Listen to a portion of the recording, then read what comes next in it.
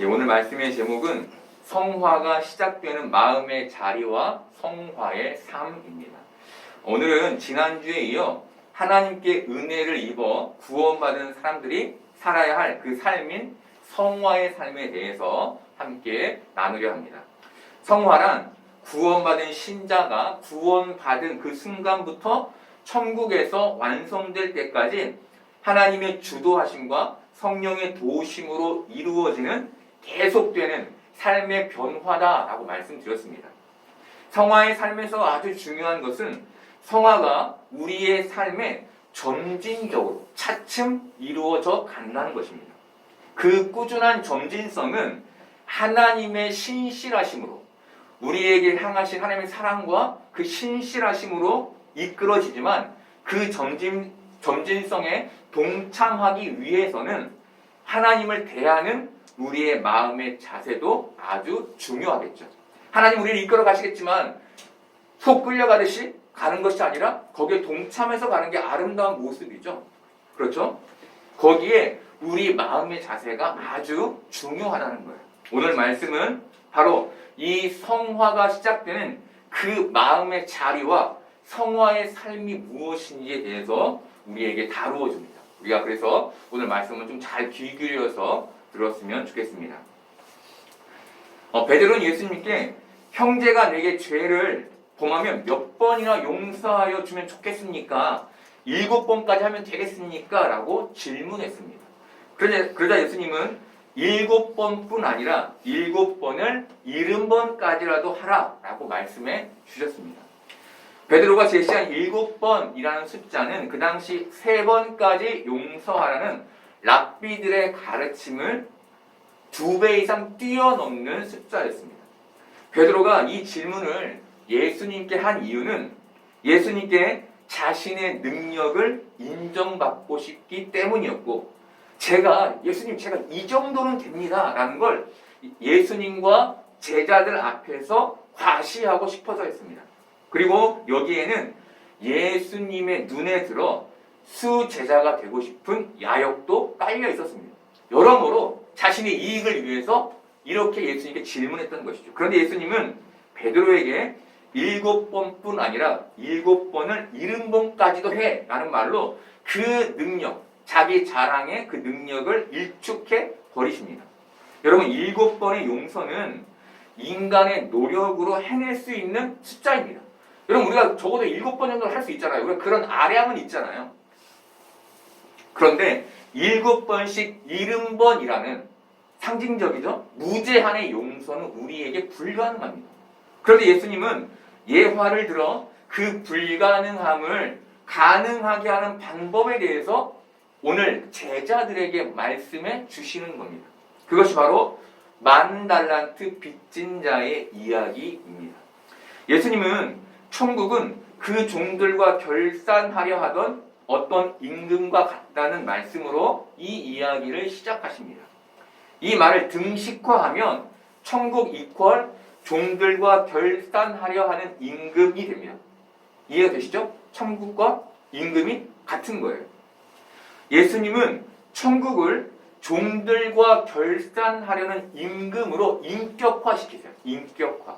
천국이 인격이 아닌 게 아니라 인격이라는 거예요. 이것은 천국이란 내가 그냥 가서 잘 쉬고 잘 즐기고 아름다운 것을 보는 그런 공간, 독립적인 공간이 아니라 하나님과의 관계로 이루어진 유기적인 공간임을 우리에게 말해주는 거예요.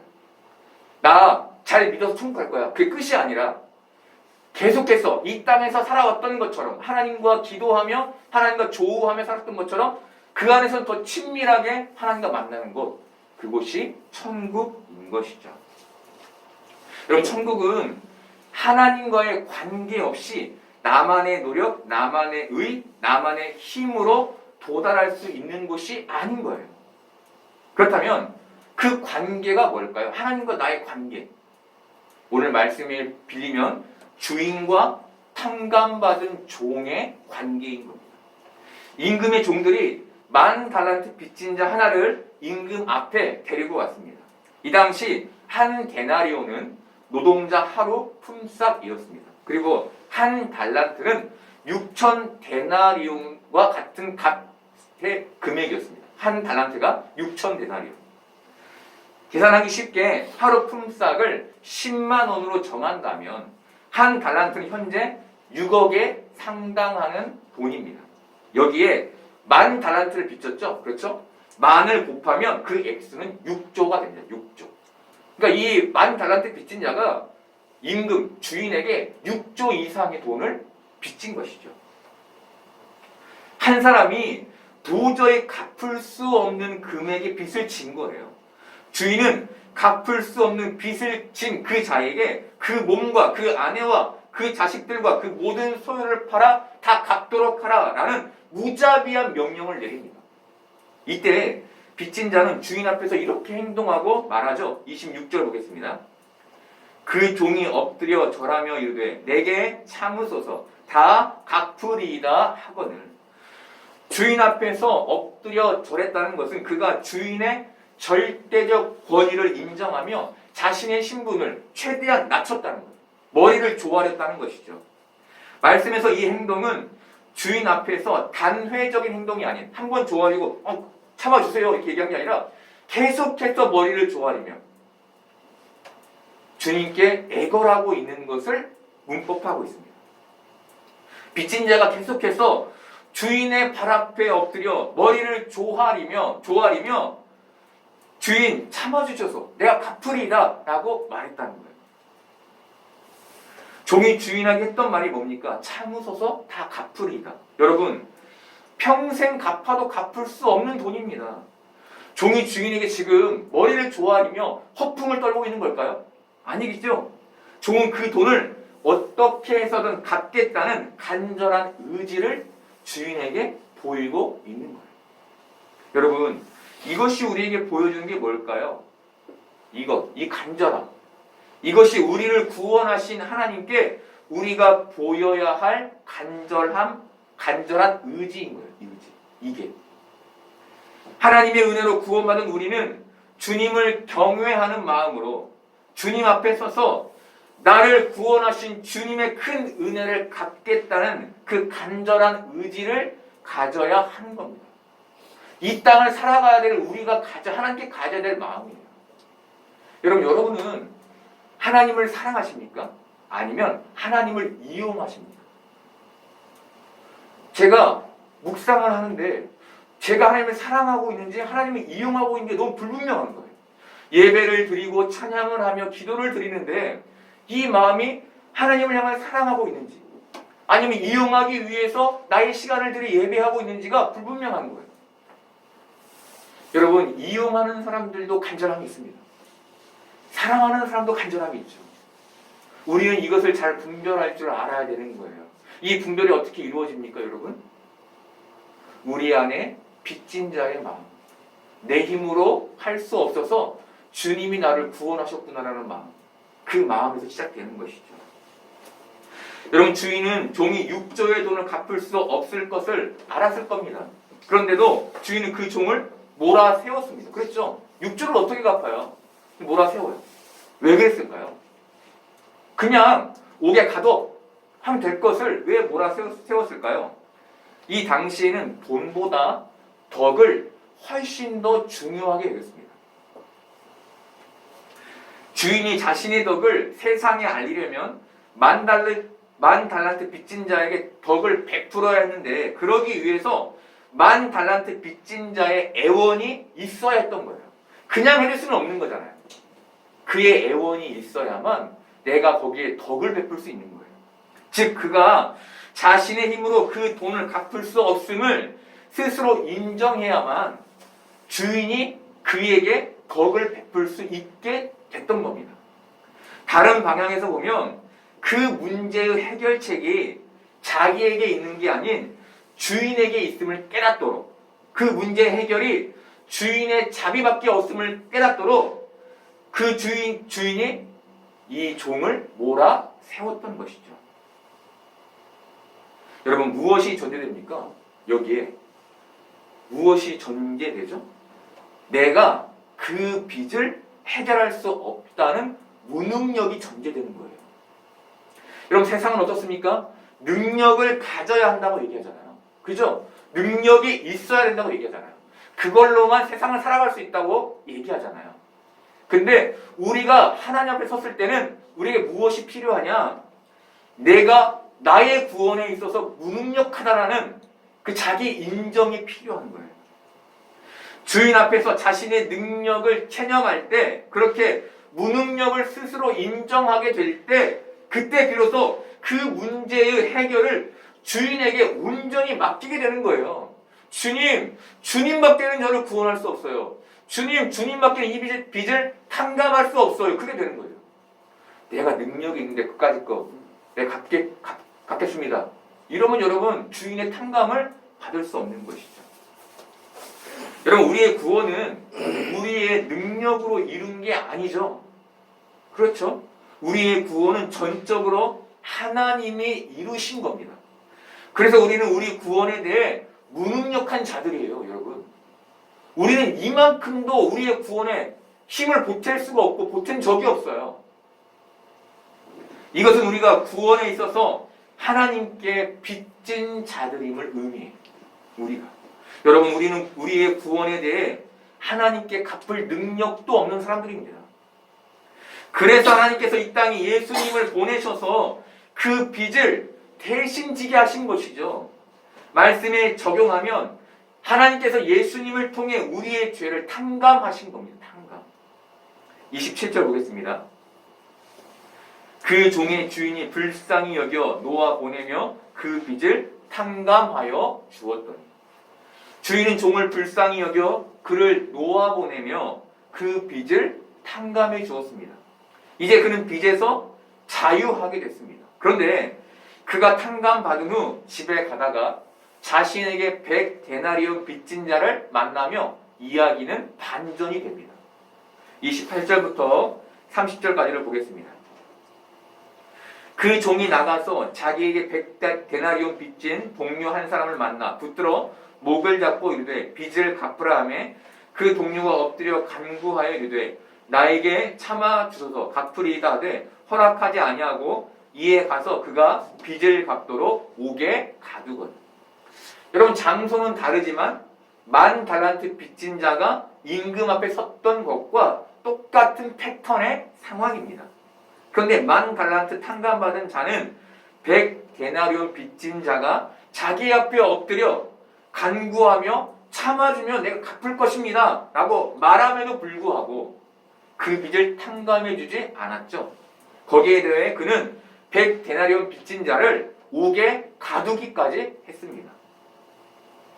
말씀에서 허락하지 않았다는 말은 100데나리온 빚진 자의 행동과 말이 10,000달란트 탕감받은 자에게 받아들여지지 않았다라는 말입니다.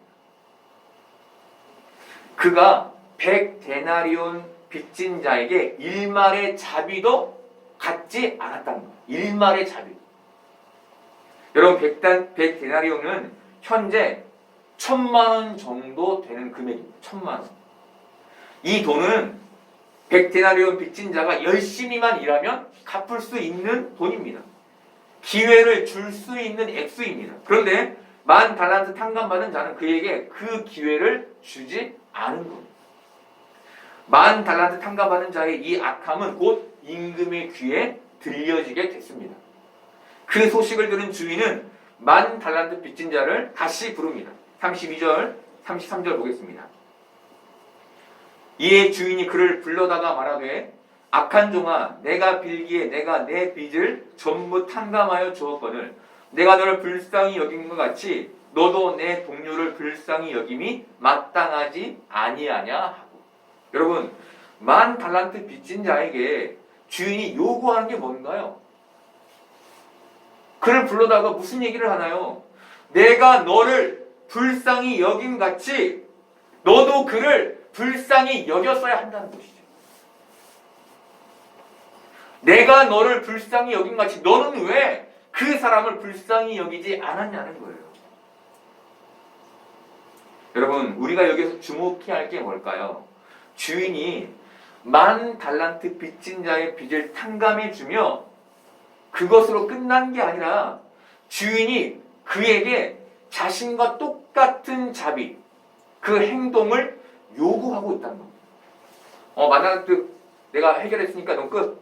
잘 살아. 이게 아니라 너는 내가 만달란트를 탕감해 주었으니 너는 나처럼 살아야 돼. 여러분 이게 주인이 그에게 요구하는 것이었어요. 여러분 10,000달란트 빚진 자가 자신의 빚을 탕감해준 주인에게 보였어야 할 행동은 그 갚을 수 없는 빚을 갚아 나가는 게 아니라 주인의 삶을 본받아 사는 삶이었다는 것. 어떤 겁니까? 말씀에서 10,000달란트는 인간이 하나님께 지은 죄의 정도를 가리킵니다. 인간이 하나님께 지은 죄의 정도. 그리고 100데나리온은 인간이 인간에게 지은 죄의 정도를 가리킵니다. 지금 예수님은 제자들에게 하나님께서 네가 갚을 수 없는 정도의 죄를 용서해 주셨는데 왜 너는 너에게 갚을 수 없는 정도의, 갚을 수 있는 정도의 죄를 지은 사람을 용서하지 못하니? 라는 그 자리로 제자들의 신앙을 끌고 가시는 것이죠. 베드로가 7번이면 족합니까? 라고 물었을 때 아니, 그게 아니라 너에게 갚을 수 있는 그 사람의 죄는 다 용서해야 돼. 라고 말씀해 주시는 겁니다. 바울은 로마서 6장 23절에서 죄의 삭은 사망이요 하나님의 은사는 그리스도 예수 우리 주 안에 있는 영생이니라 라고 말했습니다. 여러분 죄가 가진 사망의 삭은 우리의 힘으로 절대 갚을 수 없는 액수이죠. 그런데 예수님께서 이 땅에 오셔서 죄의 삭을 대신 하심으로 우리의 죄를 탕감해 주셨습니다. 예수님으로 인해 우리는 죄의 빚을 갚아야 할 존재에서 죄의 빚을 탕감받은 존재가 된 것이죠. 그렇다면 이제 우리는 이 땅을 어떻게 살아야 할까요? 우리가 하나님께 우리의 죄를 탕감받은 것처럼 이웃의 죄를 탕감해주며 용서하며 살아야 하는 겁니다. 이게 절대 갚을 수 없는 죄의 빚을 탕감받은 우리가 본받아야 할 주인의 모습, 바로 성화의 삶인 것이죠. 그런데 현실에서는 하나님께서 갚을 수 없는 우리의 죄를 용서해 주신 것처럼 우리가 그 감동과 그 감격을 가지고 다른 사람을 용서하는 게 쉽지는 않습니다. 분명 알아요. 아, 주님이, 하나님이 나를 용서하셨지. 내가 갚을 수 없는 그 죄를 용서하시고 나를 구원하셨지. 근데 막상 현실에서 우리에게 잘못한 사람을 용서하기는 결코 쉽지 않다는 것이죠. 왜일까요? 왜 안 쉬울까요? 우리가 용서를 완벽한 관계의 회복으로 이해하기 때문입니다. 이것이 신앙적인 바른 용서라고 생각하기 때문이에요. 많은 사람들이 용서했다라고 했을 때는 그 관계까지 완전히 회복되는 것이라고 생각하기 때문에 용서가 쉽지 않은 거예요. 여러분, 죄 지은 사람을 용서한다는 것은 그 사람과 관계를 회복한다는 의미가 아닙니다. 우리가 다른 사람의 잘못으로 인해 받은 상처를 털어내기란 사실 결코 쉽지 않아요. 이게 우리가 맞닥뜨리는 현실이며 우리의 한계죠, 한계. 하나님 저 너무 힘들어요. 이게 우리의 기도 아닙니까? 정말 미운 사람 봤을 때 안 보고 말지 이러고 싶잖아요. 이게 우리의 한계예요. 물론 기독교인 중에 그 부정적인 감정까지도 털어내는 사람들이 간혹 있긴 합니다. 하지만 이것은 일반적이지는 않죠. 저는 이런 용서, 이런 기독교인들의 용서는 타고난 성품에 기인한다고 생각합니다. 가진 게 있는 거예요. 근데 여러분, 가진 게 없는 사람도 있죠. 그렇죠? 어려워요. 여러분, 우리가 부정적인 감정, 저 사람을 향한 부정적인 감정을 털어내면 우리의 정신 건강과 영혼 건강에 참 좋습니다. 그렇다고 이 일을 억지로 할 수 있는 것은 아닌 거예요. 억지로 하면 오히려 해결되지 않은 감정의 억울함이 더 커지죠. 여기서 막 자라요, 이게. 마음의 상태가 더 안 좋아져요. 미움이 더 커져요. 무엇보다 이것은 올바른 용서가 아니에요. 그렇다면 용서란 뭘까요? 용서란 자신 안에 생겨나는 저 사람을 향한 긍휼입니다. 긍휼. 여러분, 우리는 용서와 화해를 구분해야 합니다. 용서와 화해. 용서는 일방적일 수 있어요. 내 안에 긍휼이 생기면 내가 저 사람 용서해야 이럴 수 있어요. 반면 화해는 서로의 잘못을 인정하고 용서를 주고받는 쌍방의 행동을 가리켜요. 하나님은 우리와 용서를 주고받지 않으셨습니다. 여러분, 하나님은 우리의 용서를 주고받지 않으셨어요. 하나님은 우리를 사랑하심으로 예수님을 이 땅에 보내셔서 십자가를 지으심으로 우리를 일방적으로 용서하셨습니다. 그리고 예수님을 믿는 자들에 한해 하나님이 화해하셨죠. 여러분, 이게 화해입니다. 먼저 베풀어진 용서에 누군가 반응하게 되는 것, 그래서 관계가 회복되는 쌍방의 관계가 화해인 거예요. 여러분, 우리 편에서 해야 할 용서는 누군가를, 나에게 상처 준 잘못한 사람을 향한 긍휼을 베푸는 일인 겁니다. 그리고 그 후에 상대방이 우리의 용서를 받아들여서 우리의 마음을 알아줘서 우리에게 화해를 신청할 때 그 관계가 회복되게 되는 것이죠. 그렇다면 나에게 잘못한 사람을 용서하는 것의 유익은 뭘까요? 우리가 왜 나에게 잘못한 사람을 용서해야 하는 걸까요? 예수님은 마태복음 5장 7절에서 이런 말씀을 해 주셨습니다. 긍휼히 여기는 자는 복이 있나니 그들이 긍휼히 여김을 받을 것이며. 이 말씀에서 긍휼히 여김은 두 가지 의미를 갖습니다. 첫 번째는 하나님께 긍휼히 여김을 받게 된다는 의미이고, 두 번째는 내가 베푼 긍휼이 내게 다시 돌아오게 된다는 의미입니다. 여러분, 이것은 용서가, 긍휼이 내게 다시 돌아오는 원리를 우리에게 알려줘요. 내가 베풀고 끝나는 게 아니라 내가 이걸 베풀면 다시 내게 돌아오는구나를 알려주는 것이죠. 우리가 누군가의 긍휼을 베풀었을 때 우리가 하나님께 긍휼을 받게 되는 돌아옴의 원리. 내가 누군가를 용서했을 때 내 잘못으로 누군가 피해를 입었고 그 일로 내 마음이 너무 불편한데 그 피해를 입은 사람이 나를 용서해주고 긍휼히 여겨주는 그 돌아옴의 원리, 그것을 우리가 용서를 통해 경험할 수 있게 된다는 겁니다. 또한 예수님은 제자들에게 주기도문을 가르치시며 용서에 대한 말씀을 해 주셨습니다. 마태복음 6장 12절 보겠습니다. 우리가 우리에게 죄 지은 자를 사하여 준 것 같이 우리 죄를 사하여 주시오. 여러분, 예수님이 우리에게 가르쳐 주시는 기도에는 하나님의 용서가 먼저 기도되지 않습니다. 우리의 용서가 먼저 기도됩니다. 너희가 누군가를 용서하면 하나님의 용서가 너희에게 돌아온다는 것이죠. 돌아옴의 원리를 예수님이 우리에게 말씀해 주시는 겁니다. 여러분, 미움은 창살 없는 감옥과 같습니다. 미움은 우리의 기도를 막고 우리의 마음을 불편하게 하며 우리의 정신을 병들게 합니다. 미움은 부정적인 생각을 하게 하고 부정적인 말을 하게 하고 부정적인 행동을 하게 합니다. 반대로 용서는 기도를 생동감 있게 하고 마음을 평안하게 하며 우리의 정신을 건강하게 합니다. 용서는 긍정적인 생각을 하게 하고 긍정적인 말을 하게 하며 긍정적인 행동을 하게 합니다. 여러분, 이 용서가 우리가 이 세상에서 가져야 할 성화의 삶인 겁니다. 그리고 이것이 우리가 경험하게 될 유익인 겁니다. 여러분, 이 삶의 시작은 10,000달란트 빚진 자가 주인에게 가졌던 그 갚을 수 없는 빚 앞에서의 간절함과 갚을 수 없는 빚을 탕감받은 그 감사의 마음, 그 간절함과 감사의 마음에서부터 시작되는 겁니다.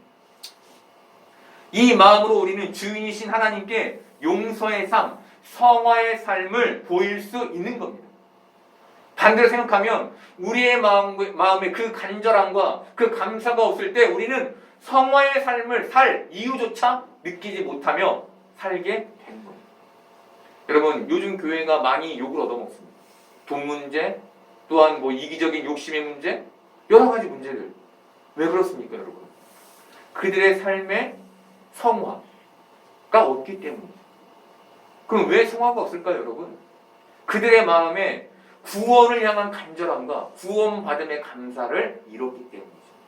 그들이 그것을 잊은 채 이 땅에서 잘 먹고 잘 사는 것에만 관심을 갖기 때문에 그들의 삶의 성화가 굳이 필요 없는 것이죠. 그들의 신앙은 지난주에도 말씀드렸지만 기도하며 저 하늘의 것을 이 땅에 끄집어 내리면 되는 겁니다. 여러분, 예수님은 그런 얘기를 우리에게 하고 있지 않은 거예요. 여러분, 우리의 주인이신 하나님은 그 빚을 탕감받은 우리가 이 땅에서 하나님이 우리의 죄를 용서하신 것처럼 다른 사람의 죄를 탕감해주는 그 용서의 삶, 성화의 삶을 살기를 바라시는 겁니다.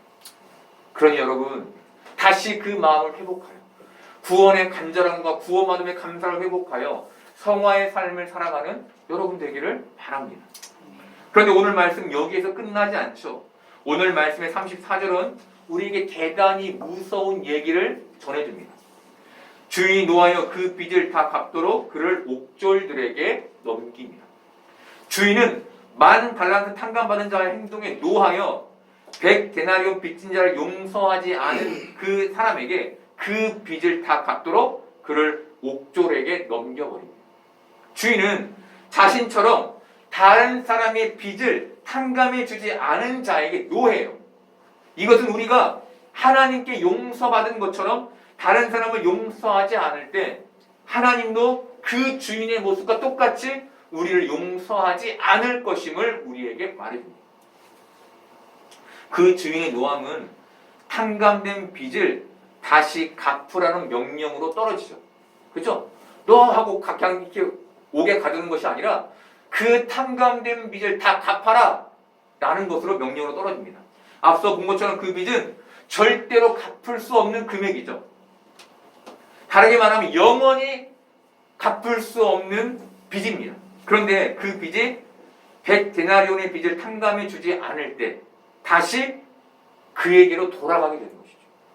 내가 이 땅에서 용서를 베풀지 않을 때 나의 구원까지도 위협되는 상황이 펼쳐질 수 있다는 거예요.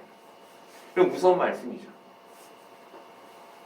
말씀에서 옥졸은 옥을 지키는 간수가 아니라 고통을 주는 자라는 의미입니다. 고통을 주는 자. 빚진 자는 그 빚을 갚도록 고통을 받게 되는데 그 빚을 영원히 갚을 수 없기 때문에 영원한 고통 속에 있게 된다는 거예요.